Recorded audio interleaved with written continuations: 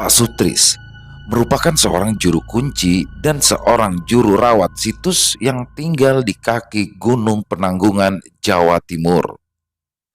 Setiap hari, beliau selalu menerima tamu dan juga pengunjung dari berbagai daerah untuk sekedar nuwun sewu atau permisi ketika mereka akan mendaki Gunung Penanggungan. Waktu itu, sekitar tahun 2016, jalur Kunjoro Wesi masih jarang diminati para pendaki. Selain karena base campnya yang jauh, untuk menuju puncak pun jalannya masih cukup terjal. Berbeda sekali dengan medan jalur via Tamiajeng yang sudah terkenal di mana-mana. Namun, keindahan jalur Kunjoro ini yaitu terdapat banyak sekali situs-situs kepurbakalaan berupa candi-candi, mulai Candi Wayang, Gajah Mungkur, dan juga Candi Istana. Mungkin dari banyaknya situs di jalur ini membuat para pendaki sering berpikir mistis bila ingin melewati jalur ini. Sampai akhirnya, suatu ketika Pak Sutris pun menerima tawaran untuk menjadi porter sekaligus teman mendaki oleh seseorang yang bernama Pak Bambang.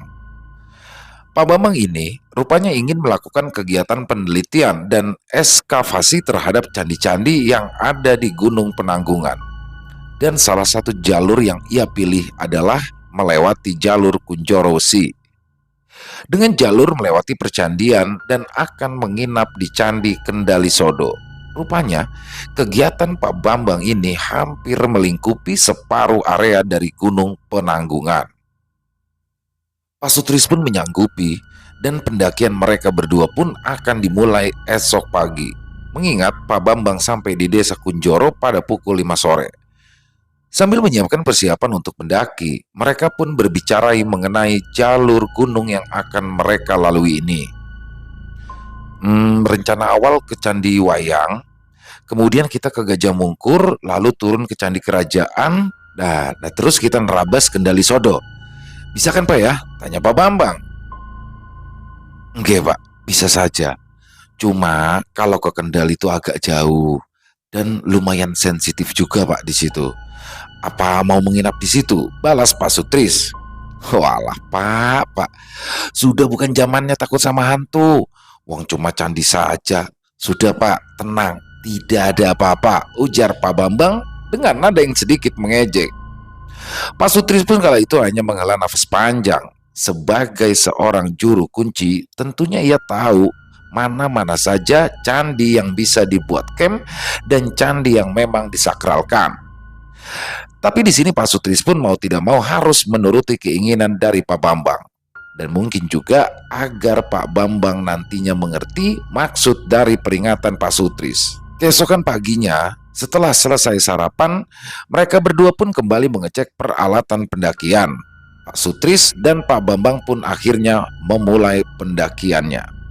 Tak lupa, kala itu Pak Sutris pun membawa sebilah golok untuk memangkas jalur yang memang belum dikenal ramai sebagai jalur pendakian. Kontur tanah yang keras, jalur yang langsung menanjak membuat Pak Bambang kesulitan untuk mengimbangi kecepatan langkah dari Pak Sutris. Sesekali terdengar ucapan "break" atau "berhenti" dari Pak Bambang, sekaligus membuat Pak Sutris pun harus menghentikan langkahnya. Jalur yang masih asri, sepanjang jalur banyak sekali kicauan merdu dari burung dan serangga hutan. Beberapa ayam hutan pun juga nampak malu-malu berlarian di sekitaran jalur. Pepohonan yang rindang membuat pendakian mereka berdua ini terasa tidak terlalu berat. Sampai 1,5 jam berjalan, tibalah mereka di Candi Wayang. Candi ini lumayan luas bila digunakan sebagai tempat camping. Pak Bambang pun berdekat. Ia mengamati relief candi yang terlihat masih bagus. Sayangnya, beberapa tangan usil mencuri simbol dan arca yang ada di candi ini. Kok bisa hilang ya Pak? Tanya Pak Bambang. Lah, maling dengan yang jaga. Ternyata masih pintar malingnya Pak. Lagian saya ini kan juru kunci sendirian.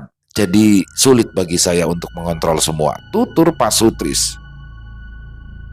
Setelah dinilai cukup, mereka berdua pun akhirnya memutuskan lanjut menuju ke Candi Gajah Mungkur. Dinamakan Gajah Mungkur karena memang terdapat arca gajah di depan candi tersebut, sebuah mahakarya yang fantastis dari nenek moyang kita terdahulu. Pak Bambang terlihat sibuk menganalisis sementara Pak Sutris pun membersihkan semak-semak yang ada di sekitaran candi. Dan tanpa diduga-duga, di sela-sela membersihkan semak yang dekat dengan pohon bambu, kala itu Pak Sutris terhenyak kaget. Astagfirullah. Pak Bambang pun ikut kaget, kemudian mencoba mendatangi Pak Sutris yang masih saja diam berdiri. "Ada apa, Pak?" tanya Pak Bambang. Pak Sutris yang tersadar pun segera mengajak Pak Bambang untuk meninggalkan tempat itu.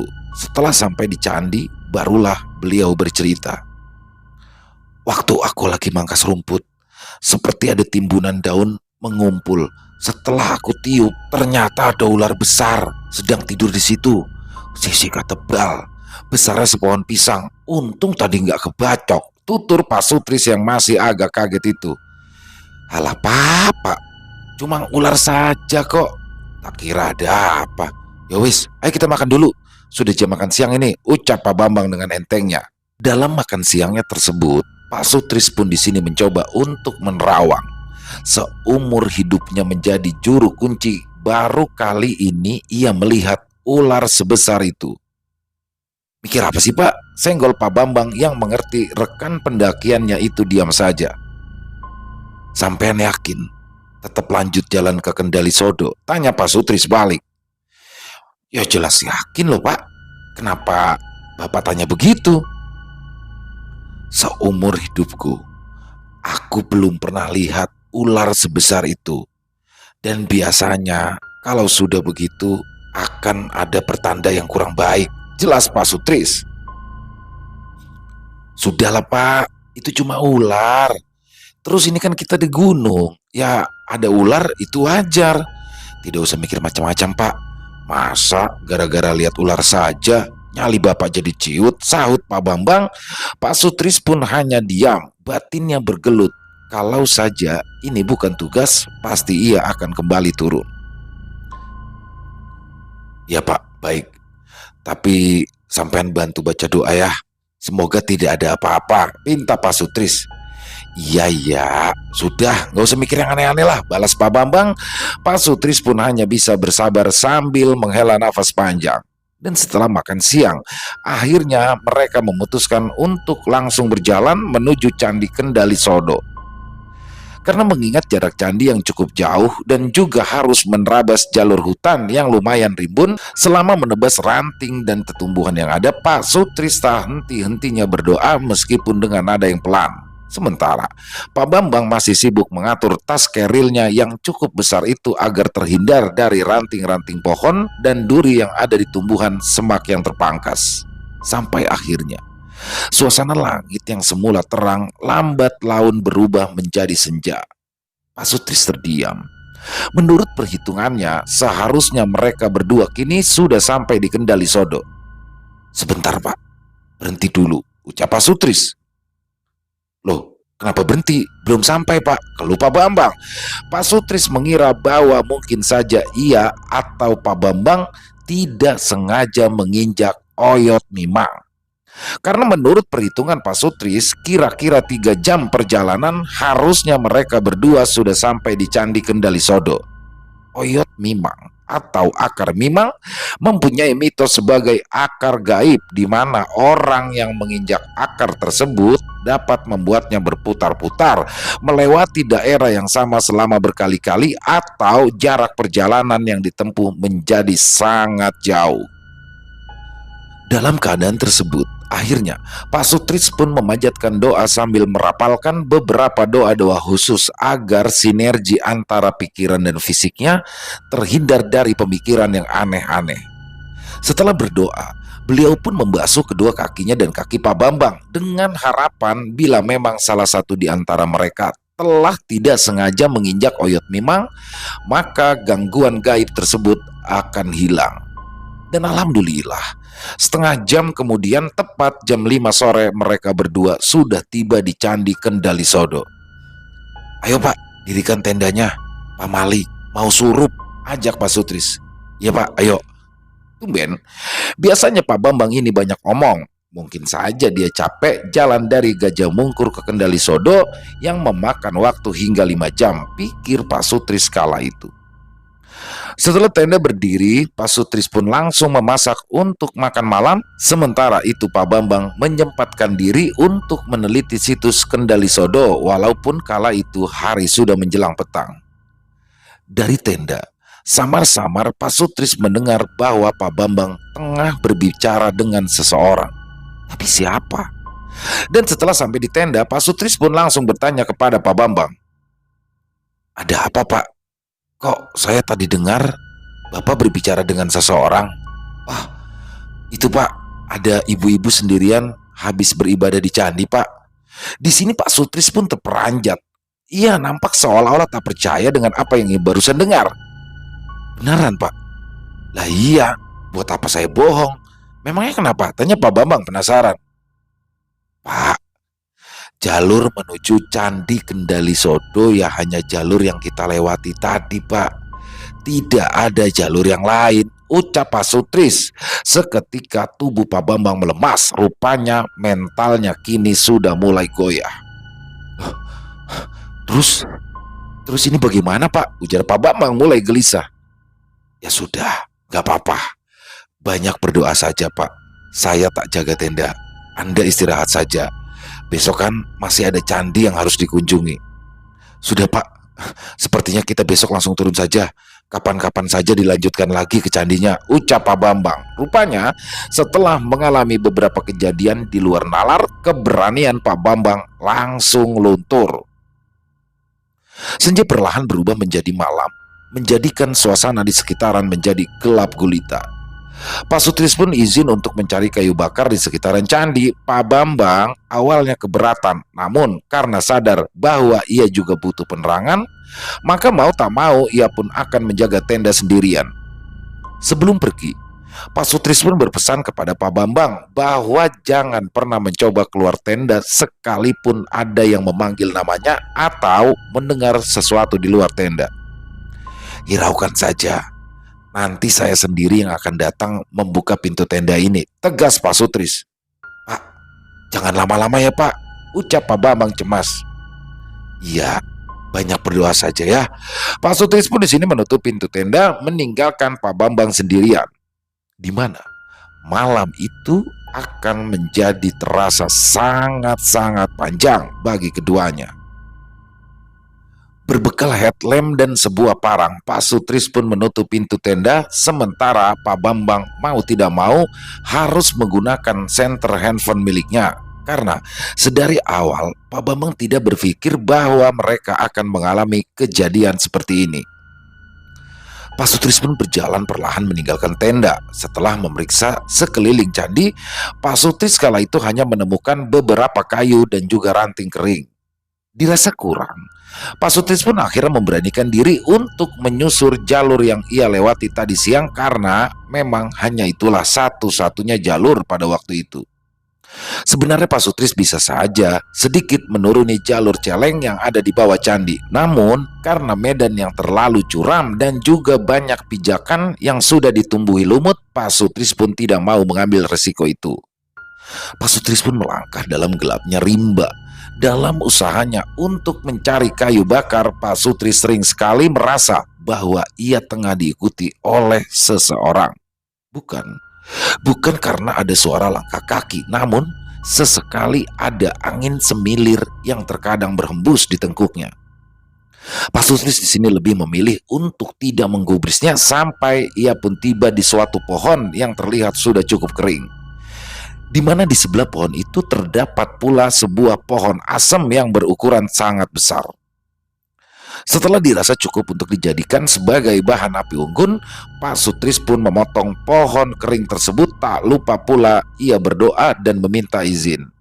Dalam keheningan malam, Pak Sutris pun hanya mendengar suara tebasan parangnya yang berusaha merubuhkan pohon kering itu.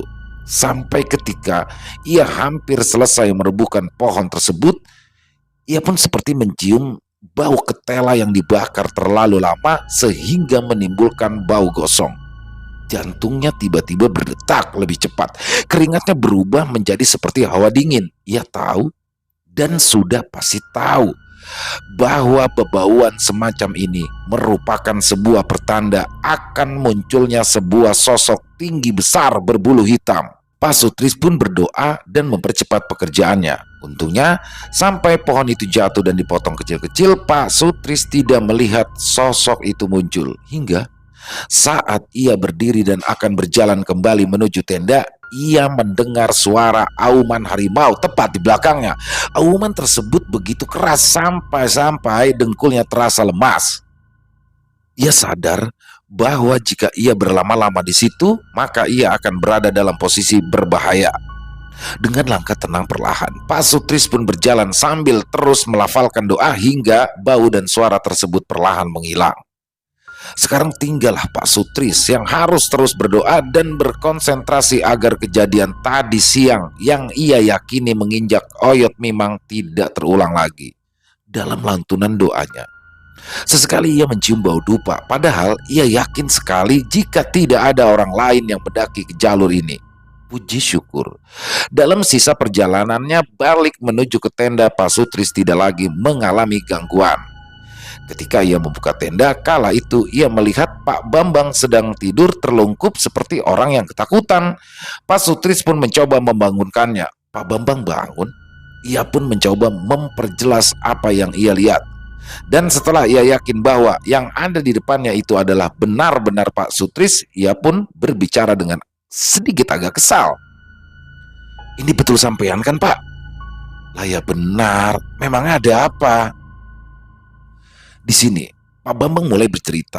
Jika tadi setelah Pak Sutris menutup pintu tenda, sudah pasti Pak Bambang menjadi seorang diri berada di dalam tenda. Sambil mengisi keheningan, Pak Bambang pun memutar MP3 dari handphonenya. Semula ia mendengar lagu-lagu nostalgia hingga tiba-tiba lagunya berganti.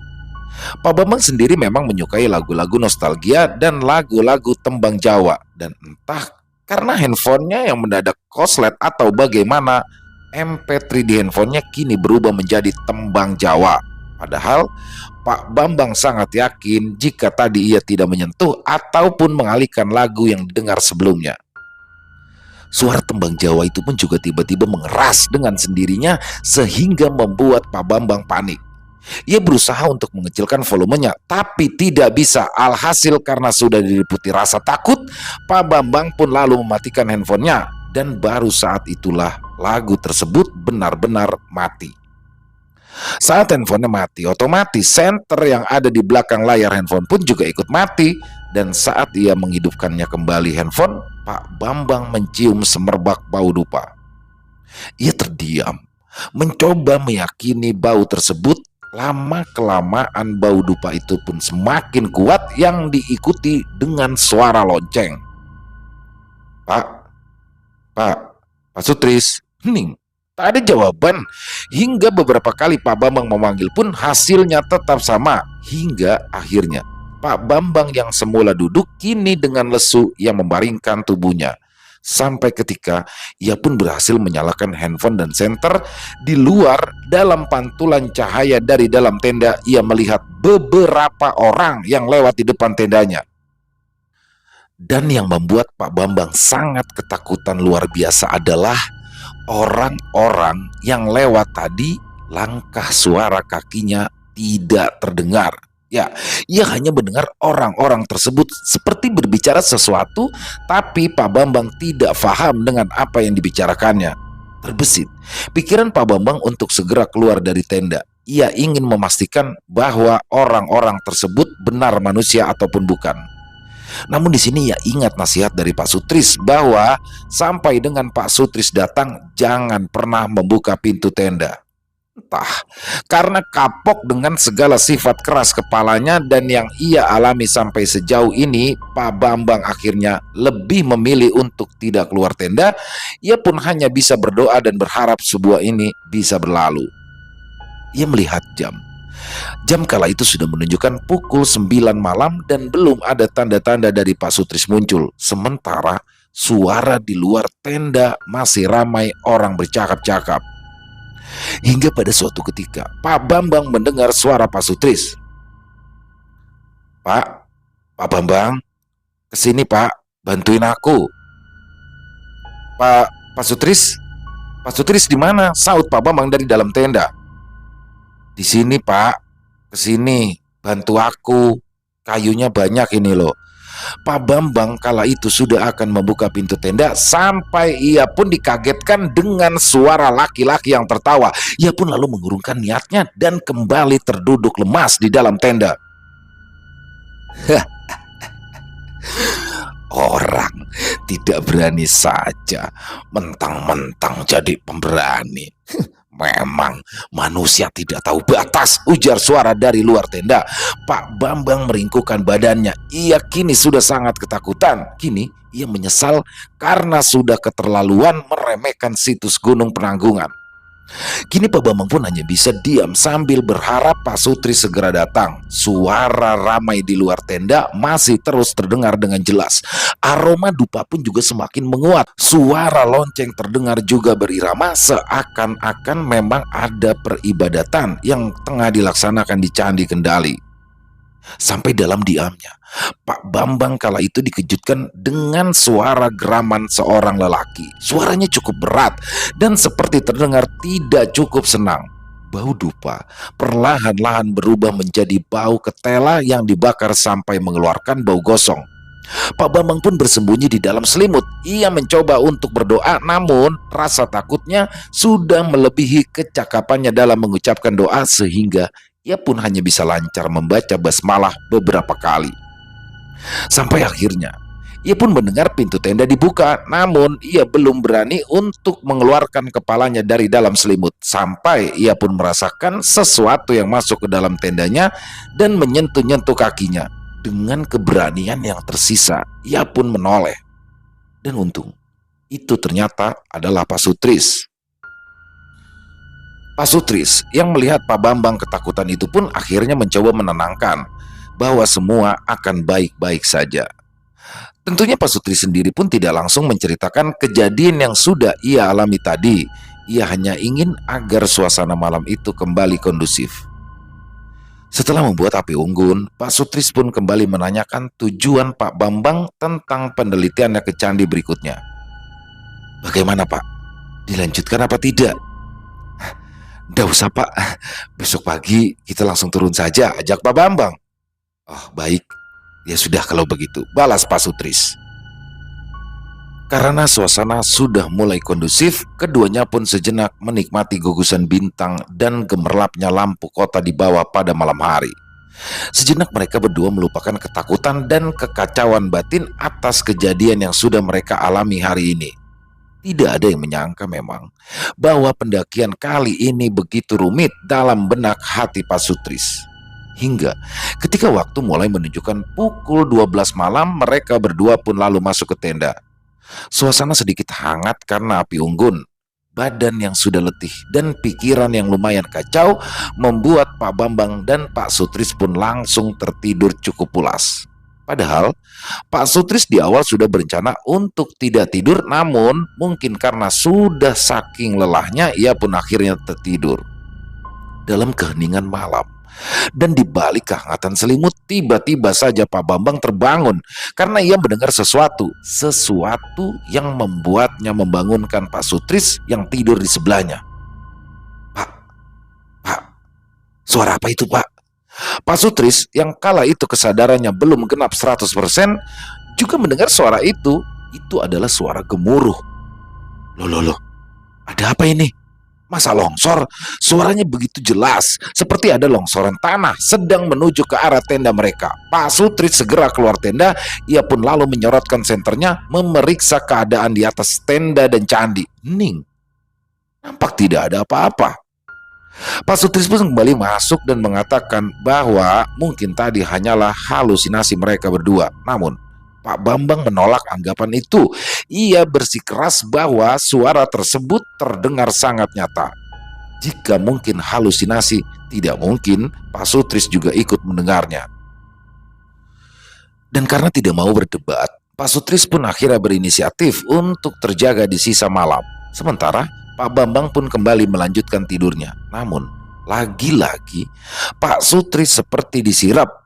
Di mana disirep ini merupakan keadaan yang membuat seseorang menjadi luar biasa kantuk dan seperti melalaikan tanggung jawabnya. Otomatis Pak Sutris pun juga ikut tertidur kembali. Sampai pada jam 3 pagi, Pak Bambang kala itu kembali dikejutkan dengan suara batu dilemparkan dari atas tendanya.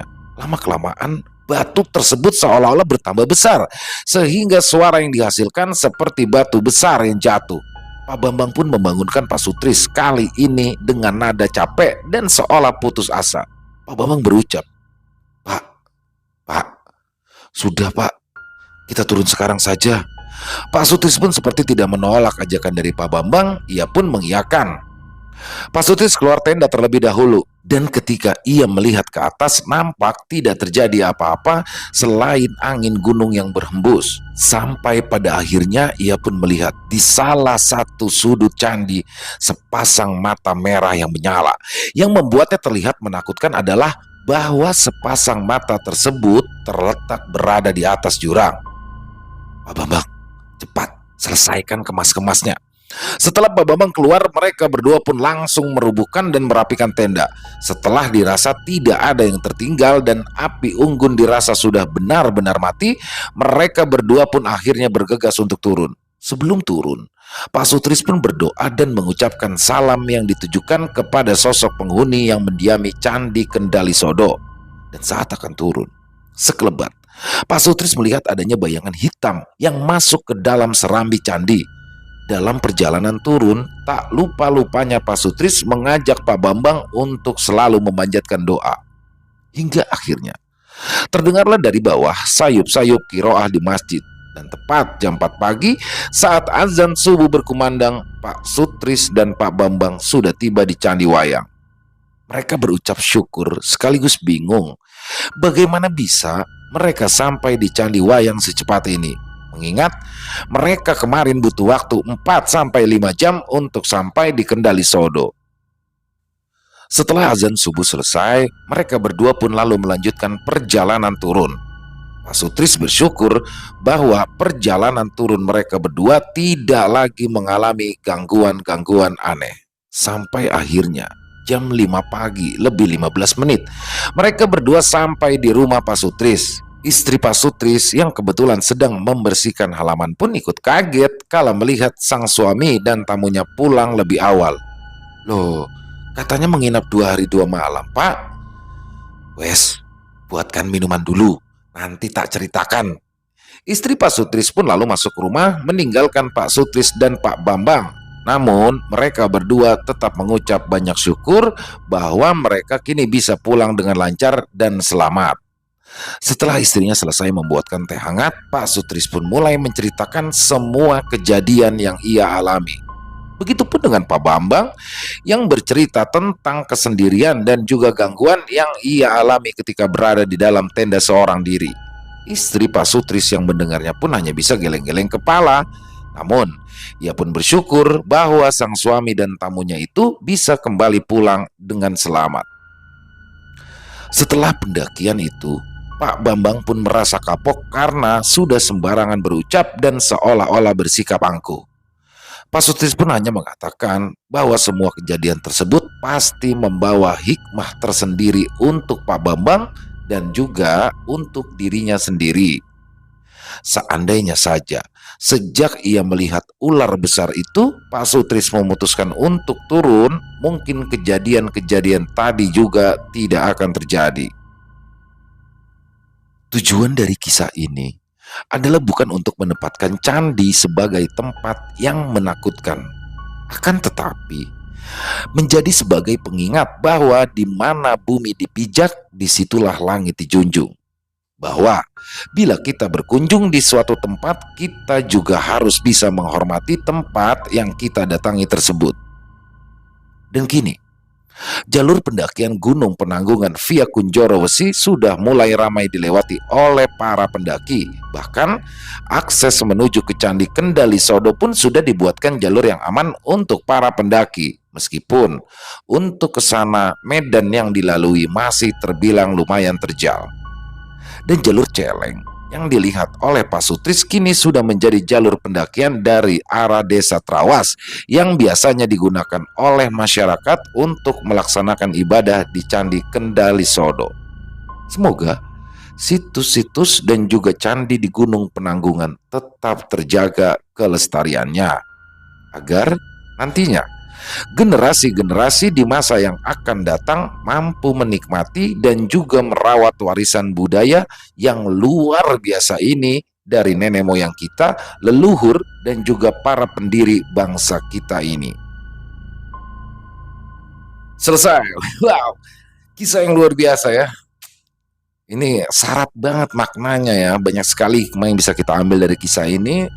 Dan ini menjadi pembelajaran ya buat kita semua bahwa terutama pada teman-teman yang suka mendaki ya, ketika kita mendaki dan melihat satu situs purbakala, entah itu candi, arca atau dan yang lainnya, ya jangan dirusak lah ya, jangan dirusak. Seperti tadi kan ada beberapa arca yang hilang, itu kita jual pun harganya nggak seberapa mungkin ya, atau sebanyak-banyaknya uang yang kita dapatkan habis. Jadi jadikan itu semua untuk warisan budaya ya. Jadi itu aja sih ya. Keren banget kisah ini dari Niza Ramadan ya, kisah dari Mas Niza Ramadan luar biasa. Kisah pendakian 2 orang ya, dan jelas sekali bahwa dari kisah ini kita bisa melihat Pak. Ini tapi mungkin ya, saya tertarik nih. Mungkin Pak Bambang jelas, dia jelas ya, memang orang yang angkuh ya, orang yang angkuh di awal, akhirnya setelah dia merasakan, melihat sendiri keanehan, baru dia sadar. Tapi di sini yang saya soroti adalah ketika di awal kisah tadi, mungkin karena terdorong rasa kesal ya melihat tingkah laku Pak Bambang, Pak Sutris pun bilang, dalam hati dia berkata, udah biar aja kita nginep di candi sana, di Kendali Sodo, supaya nanti Pak Bambang bisa merasakan kejadian mistis. Dan akhirnya itu terjadi dan hampir saja membahayakan nyawa mereka berdua. Jadi ya itulah, ucapan adalah doa gitu ya Pak Sutris. Seperti tadi kan, ini menjadi pembelajaran juga untuk Pak Sutris sendiri. Jadi ya hati-hati saja, apalagi di gunung itu ya, untuk berucap agar lebih berhati-hati. Dan jika memang ada pertanda buruk, jadi memang banyak sekali yang mengatakan ketika kita melihat ular, dan ular itu ukurannya tidak normal ya, jadi ya sebaiknya pertanda buruk itu kita ya udah deh langsung pulang aja kan, karena kalau diterusin juga begitu akhirnya. Ya itu aja, luar biasa, banyak sekali hikmah yang bisa kita ambil dari kisah barusan, dan semoga saja bisa menghibur teman-teman para penikmat pencinta horor, khususnya para subscriber dari Ilo Bercerita. Dan yang punya komentar lain atau pendapat lain tentang kisah barusan, silakan bisa ditulis di kolom komentar, ataupun hanya sekedar saling menyapa. Insya Allah kami akan membalasnya satu persatu. Buat yang suka dengan videonya, bisa dong dibagikan linknya, di-share linknya ke teman-temannya, ke saudara-saudaranya, agar bisa sama-sama menikmati. Dan jangan lupa diklik tombol like-nya, tombol jempolnya. Dan buat yang belum subscribe, yuk diklik tombol merah subscribe-nya, lonceng notifikasinya jangan lupa dinyalakan. Setiap jam 10 malam untuk Ilo Bercerita ya, kami upload setiap hari ya. Dan buat teman-teman mungkin yang mau mengirimkan kisah ya, bertemakan horor misteri, dari pengalaman pribadi, dari kisah nyata, silakan bisa dituliskan, dikirimkan ke nomor telepon 087845094752. Kami ulangi, 087845094752. Boleh dalam berupa tulisan, boleh juga dalam berupa rekaman suara, bebas. Jadi se-enjoynya teman-teman aja ya. Dan itu dia. Lanjut buat yang sudah mengirimkan kisah tapi belum kami bawakan, harap bersabar ya, karena memang harus butuh penggarapan dulu. Jadi insya Allah kami akan membawakannya satu persatu ya.